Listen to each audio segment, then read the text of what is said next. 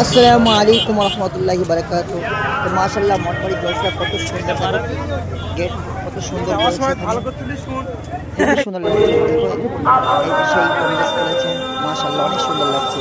আপনি এখানে কে কে গিয়েছে কমেন্টে জানাবেন, কেমন হয়েছে না হয়েছে সব কিছু জানিয়ে দেবেন কমেন্টে। তো এখানে আমি যেতে পারিনি, আমার ফ্রেন্ড ভিডিও করে পাঠিয়েছে, ওই জন্য আপনাদের কাছে আমি তুলে ধরলাম এটা। কেমন লাগছে সব কিছু কমেন্টের মধ্যে জানিয়ে দেবেন প্লিজ।